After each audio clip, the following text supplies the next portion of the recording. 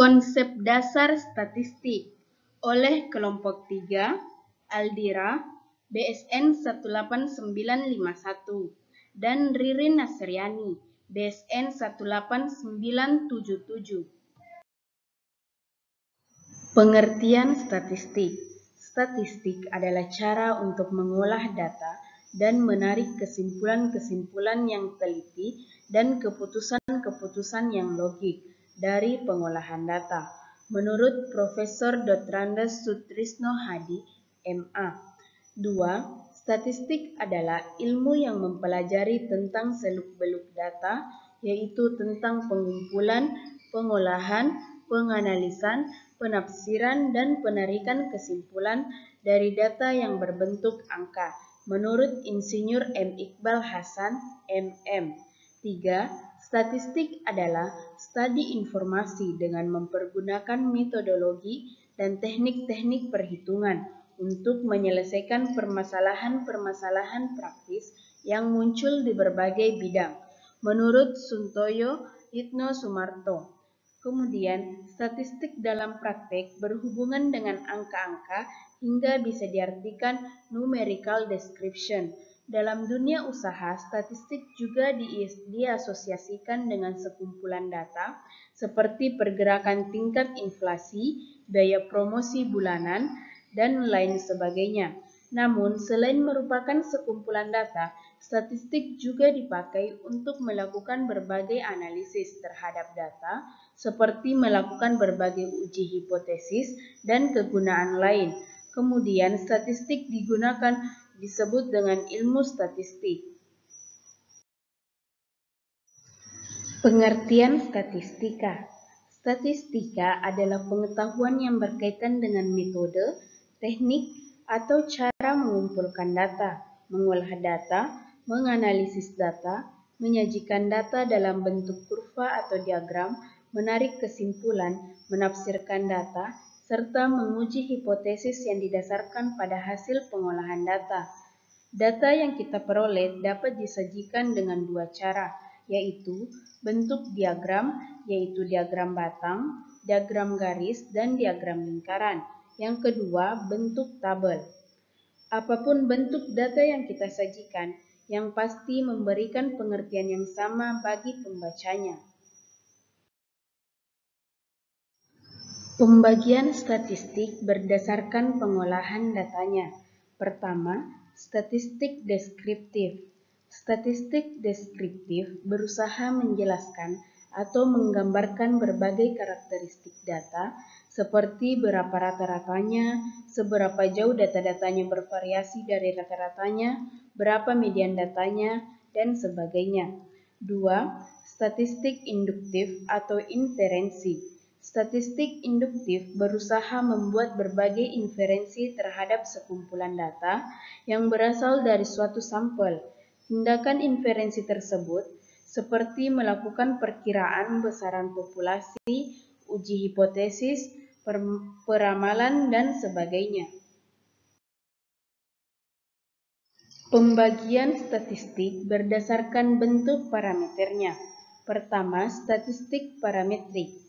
Statistik parametrik adalah bagian statistik yang parameter populasinya harus memenuhi syarat-syarat tertentu, seperti syarat yang berdistribusi normal atau non-normalitas, dan syarat memiliki varian yang homogeni atau homogenitas.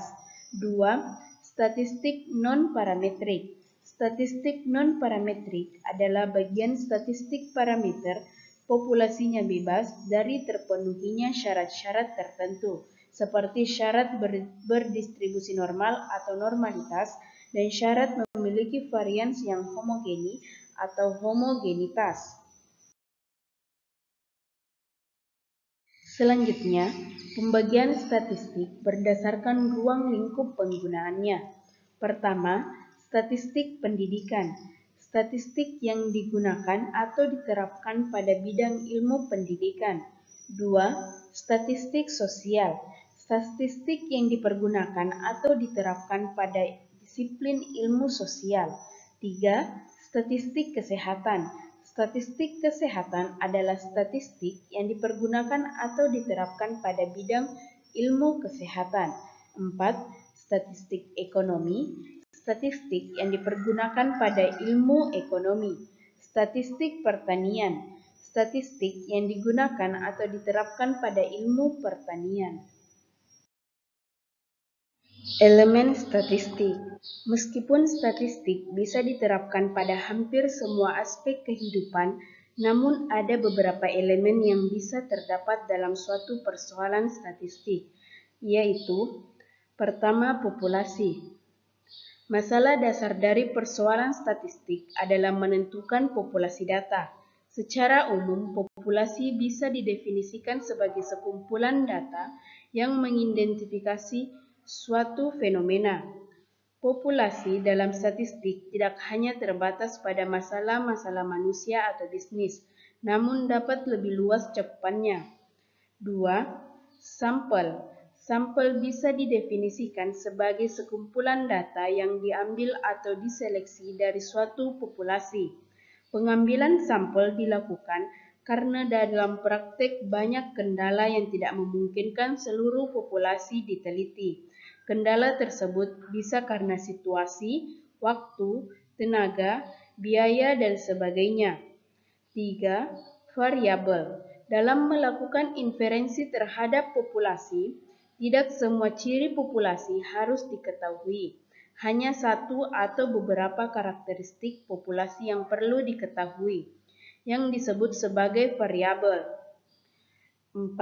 Statistik inferensi. Seperti yang telah dijelaskan sebelumnya, statistik inferensi pada dasarnya adalah suatu keputusan, perkiraan, atau generalisasi tentang suatu populasi berdasarkan informasi yang terkandung dalam suatu sampel.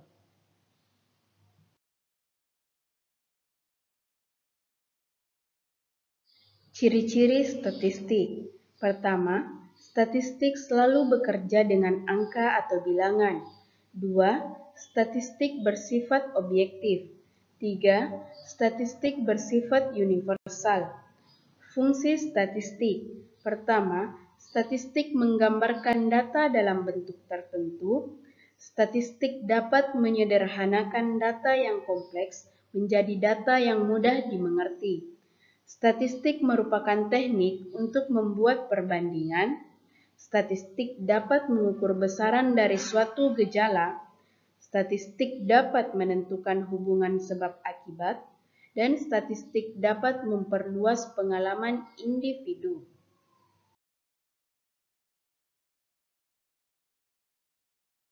Kegunaan statistik.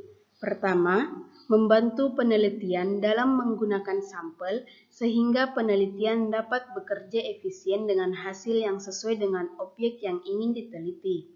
2. Membantu penelitian untuk membaca data yang telah terkumpul sehingga peneliti dapat mengambil keputusan yang tepat.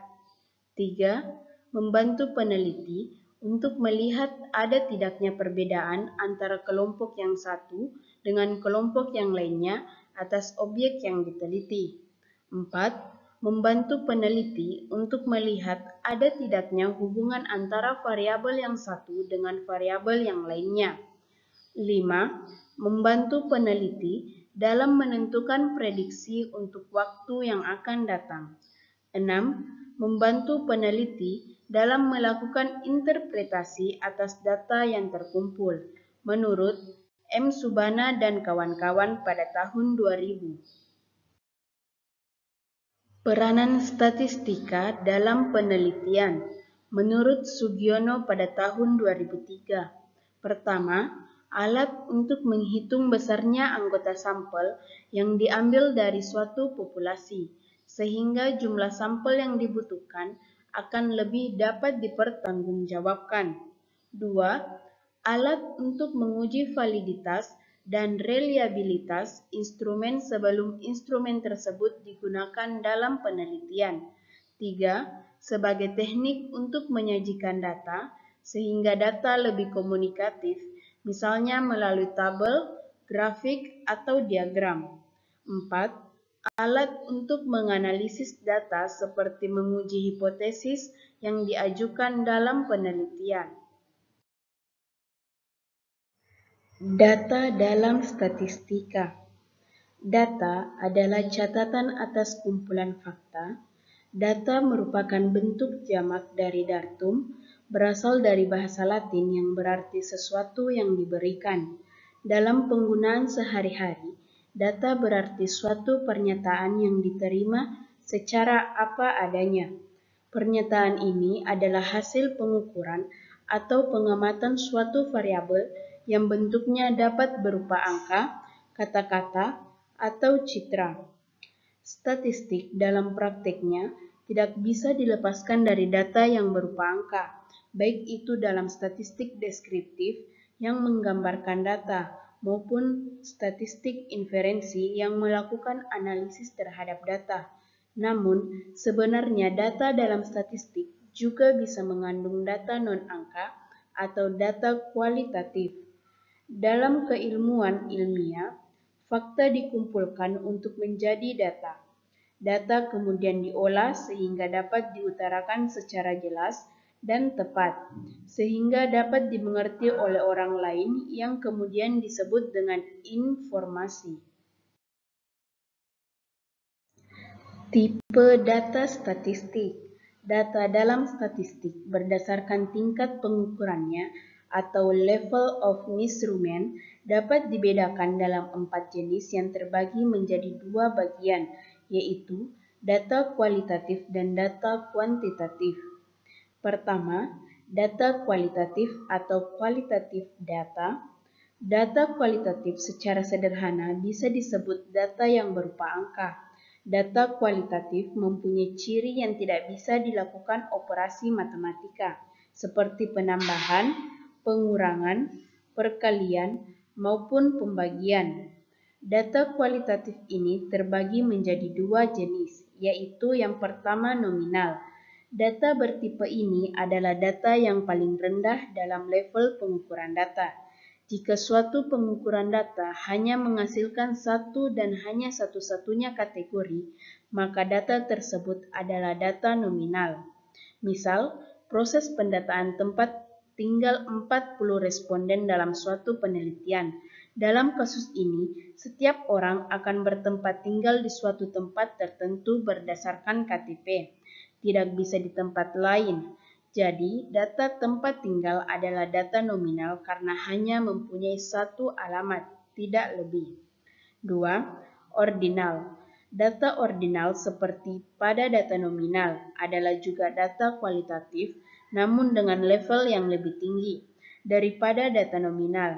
Jika pada data nominal semua data kategori dianggap sama, maka pada data ordinal ada tingkatan data.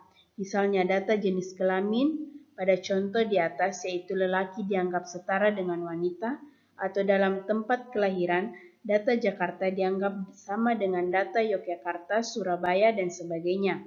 Pada data ordinal ada data dengan urutan lebih tinggi dan urutan lebih rendah. Misalnya data tentang sikap seseorang terhadap produk tertentu. Dalam pengukuran sikap konsumen, ada sikap suka dan tidak suka, dan ada yang sangat suka, dan lain sebagainya. Di sini data tidak bisa disamakan derajatnya dalam arti suka dianggap lebih tinggi dari tidak suka, namun lebih rendah dari sangat suka. 2. Data kuantitatif atau quantitative data. Data kuantitatif bisa disebut sebagai data berupa angka dalam arti sebenarnya. Jadi, berbagai operasi matematika bisa dilakukan pada data kuantitatif, seperti pada data kualitatif. Data kuantitatif juga dibagi menjadi 2 bagian, yaitu pertama, data interval. Data interval menempati level pengukuran data yang lebih tinggi dari data ordinal, karena selain bisa bertingkat urutannya, juga urutan tersebut bisa dikuantitatifkan seperti pengukuran temperatur sebuah ruangan. 2. Data rasio. Data rasio adalah data dengan tingkat pengukuran tertinggi di antara jenis data lainnya. Data rasio adalah data yang bersifat angka dalam arti sesungguhnya bukan kategori seperti pada data nominal dan ordinal, dan bisa dioperasikan secara matematika, yaitu tambah, kurang, kali, dan bagi. Perbedaan data interval adalah bahwa data rasio mempunyai titik nol dalam arti sesungguhnya. Jenis-jenis data di atas dikupas dengan cukup mendalam karena penerapan dalam statistik akan berbeda untuk jenis data yang berbeda pula. Data kuantitatif karena bukan angka dalam arti sesungguhnya tidak bisa disamakan dengan data kuantitatif.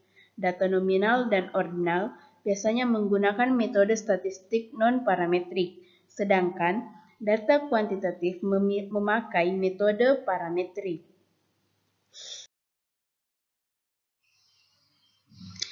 Ukuran pemusatan data. Ukuran pemusatan data meliputi yang pertama mean atau rataan hitung. Rata-rata atau mean merupakan ukuran statistik kecenderungan terpusat yang paling sering digunakan. Rata-rata ada beberapa macam, yaitu rata-rata hitung atau aritmatik, rata-rata geometrik, rata-rata harmonik, dan lain-lain. Tetapi jika hanya disebut dengan kata rata-rata saja, maka rata-rata yang dimaksud adalah rata-rata hitung atau aritmatik. Rumus dari mean atau rata hitung yaitu rataan hitung sama dengan jumlah data per banyak data untuk data tunggal. Sedangkan rumus untuk mean data kelompok yaitu rumus dari rataan hitung sama dengan sigma frekuensi dikali dengan nilai tengah per sigma frekuensi. 2. Median atau nilai tengah. Median adalah nilai yang terletak di tengah dari data yang terurut. Jika banyak data ganjil, median adalah nilai paling tengah dari data yang terurut. Jika banyak data genap, median adalah mean dari dua bilangan yang di tengah setelah data diurutkan. Rumus median untuk data tunggal. Median data tunggal dirumuskan yaitu untuk data ganjil, median sama dengan X N tambah 1/2. Untuk data genap, median sama dengan X N bagi 2 tambah X dalam kurung N bagi 2 tambah 1/2. Untuk median data kelompok, dirumuskan median sama dengan tepi bawah dari kelas yang mengandung median ditambah 1/2 banyaknya data dikurang frekuensi kumulatif sebelum kelas yang memuat median per frekuensi kelas yang memuat median dikali dengan panjang interval. Modus atau frekuensi tertinggi atau data yang sering muncul adalah data yang paling sering muncul atau data dengan frekuensi terbanyak. Modus suatu data bisa 1, 2, atau bimodus atau lebih bahkan tidak ada. Untuk rumus modus data tunggal yaitu data atau nilai yang sering muncul. Kemudian modus data kelompok yaitu modus yang dirumuskan dengan modus sama dengan tepi bawah kelas modus ditambah selisih frekuensi kelas modul sebelum modus per selisih frekuensi kelas modus sebelum modus ditambah dengan selisih frekuensi kelas modus sesudah modus dikali dengan panjang interval. Selanjutnya, ukuran letak data. Ukuran letak data meliputi yang pertama kuartil. Kuartil ialah titik atau skor atau nilai yang membagi seluruh distribusi frekuensi ke dalam 4 bagian yang sama besar, yaitu masing-masing sebesar 1/4 N. Jadi di sini akan kita jumpai 3 buah kuartil, yaitu kuartil pertama atau Q1, kuartil kedua atau Q2, dan kuartil ketiga atau Q3. Ketiga kuartil inilah yang membagi seluruh distribusi frekuensi dari data yang kita selidiki menjadi 4 bagian yang sama besar, masing-masing sebesar 1/4 Newton. Metode yang digunakan adalah sebagaimana menghitung median, hanya saja kalau median membagi seluruh distribusi data menjadi 2 bagian yang sama besar, maka kuartil membagi seluruh distribusi data menjadi 4 bagian yang sama besar. Jika kita perhatikan pada kurva, maka dapat disimpulkan bahwa QI2 adalah sama dengan median. Adapun rumusnya, kuartil data tunggal yaitu kuartil ke N sama dengan lower limit atau batas bawah nyata dari skor atau interval yang mengandung Qn dalam kurung jumlah data atau banyak data per 4n atau 4 number of case dikurang frekuensi kumulatif yang terletak di bawah skor atau interval yang mengandung Qn per frekuensi aslinya yaitu frekuensi dari skor atau interval yang mengandung Qn. Kemudian rumus untuk kuartil data kelompok yaitu kuartil ke N sama dengan lower limit atau batas bawah nyata dari skor atau interval yang mengandung Qn dalam kurung N jumlah data atau banyak data per 4n atau 4 number of case dikurang frekuensi kumulatif yang terletak di bawah skor atau interval yang mengandung Qn per frekuensi aslinya yaitu frekuensi dari skor atau interval yang mengandung Qn dikali dengan interval kelas atau kelas interval. 2. Desil. Desil ialah titik atau skor atau nilai yang membagi seluruh distribusi frekuensi dari data yang kita selidiki ke dalam 10 bagian yang sama besar, yang masing-masing sebesar 1 sampai 10n. Jadi, di sini kita jumpai sebanyak 9 buah titik desil, di mana ke-9 buah titik desil itu membagi seluruh distribusi frekuensi ke dalam 10 bagian yang sama besar. Lambang dari desil adalah D.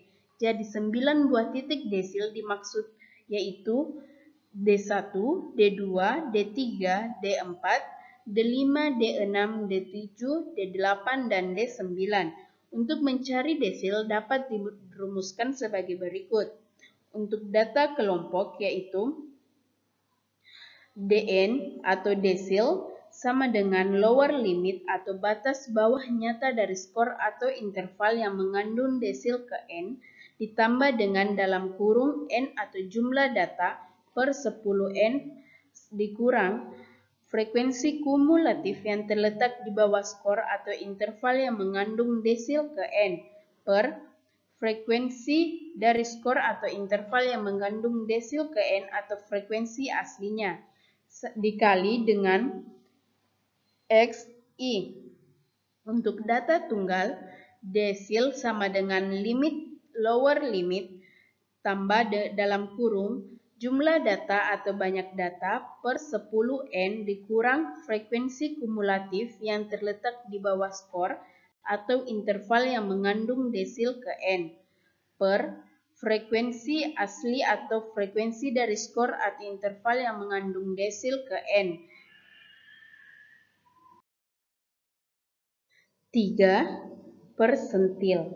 Persentil yang biasa dilambangkan P adalah titik atau nilai yang membagi suatu distribusi data menjadi 100 bagian yang sama besar. Karena itu, persentil sering disebut ukuran perseratusan. Titik yang membagi distribusi data ke dalam 100 bagian yang sama besar ialah titik P1, P2, P3, P4, P5, P6, dan seterusnya sampai dengan P99. Jadi di sini kita dapati sebanyak 99 titik persentil yang membagi seluruh distribusi data ke dalam 100 bagian yang sama besar, masing-masing sebesar 1 sampai 100n atau 1%. Untuk mencari persentil digunakan rumus sebagai berikut. Untuk data tunggal, persentil sama dengan lower limit tambah dengan jumlah data per 10n dikurang dengan frekuensi kumulatif yang terletak di bawah skor atau interval yang mengandung desil ke N per frekuensi aslinya. Untuk data kelompok, persentil sama dengan lower limit dalam kurung N atau jumlah data per 10 dikali N dikurang frekuensi kumulatif yang terletak di bawah skor atau interval yang mengandung desil ke N per frekuensi aslinya dikali dengan XI atau titik tengah.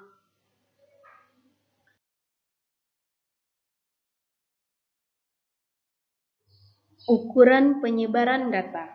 Ukuran penyebaran data meliputi yang pertama jangkauan atau range. Jangkauan adalah selisih datum terbesar dengan datum terkecil. Jangkauan biasanya dilambangkan dengan huruf J. Seperti halnya mencari median, untuk mencari jangkauan suatu data, kita juga diwajibkan untuk mengurutkan datanya terlebih dahulu. Rumus menghitung jangkauan adalah data terbesar dikurangi dengan data terkecil. Yang kedua, simpangan rata-rata atau deviasi rata-rata. Simpangan rata-rata yang dimaksud dengan simpangan atau deviation adalah selisih antara nilai pengamatan ke-1 dengan nilai rata-rata antara XI dengan X, di mana X rata-rata, penjumlahan daripada simpangan-simpangan dalam pengamatan kemudian dibagi dengan jumlah pengamatan N, disebut dengan simpangan rata-rata. Dalam setiap nilai XI akan mempunyai simpangan sebesar XI dikurang X, karena nilai XI bervariasi di atas dan di bawah nilai rata-ratanya. Maka jika nilai simpangan tersebut dijumlahkan akan sama dengan 0. Untuk dapat menghitung rata-rata dari simpangan tersebut, maka nilai yang diambil adalah nilai absolut dari simpangan itu sendiri. Artinya tidak menghiraukan apakah nilai simpangan tersebut positif atau negatif. Rumus simpangan rata-rata. Untuk simpangan rata-rata untuk data tunggal yaitu simpangan rata-rata sama dengan sigma XI atau nilai tengah dikurang dengan nilai rata-rata per jumlah data. Kemudian untuk data kelompok yaitu simpangan rata-rata sama dengan sigma frekuensi aslinya dikali dengan titik tengah dikurang dengan rata-rataan sampel per jumlah data. Yang ketiga, simpangan baku atau standar deviasi. Dalam Kamus Bahasa Indonesia, istilah deviasi diartikan sebagai penyimpangan. Dalam dunia statistik, istilah deviasi adalah simpangan atau selisih dari masing-masing skor atau nilai interval atau rata-rata hitung, atau deviation from the mean. Sedangkan deviasi standar atau standard deviation adalah pengembangan dari deviasi rata-rata. Carl Person memberikan jalan keluar dari deviasi rata-rata yang kurang dipertanggungjawabkan dengan tidak membedakan deviasi plus dan deviasi minus. Rumus simpangan baku pada data tunggal yaitu simpangan baku sama dengan akar sigma titik tengah dikurang dengan rata-rata sampel pangkat 2 per jumlah data. Kemudian simpangan baku untuk data kelompok yaitu simpangan baku sama dengan akar sigma frekuensi dalam kurung titik tengah dikurang rata-rata pangkat 2 per sigma frekuensi. Yang keempat, ragam atau varians. Ragam atau varians untuk data tunggal yaitu varians sama dengan sigma titik tengah dikurang dengan rata-rata sampel pangkat 2 per jumlah data. Untuk ragam atau varians data kelompok yaitu varians sama dengan sigma frekuensi dalam kurung titik tengah dikurang dengan rata-rata pangkat 2 per jumlah data.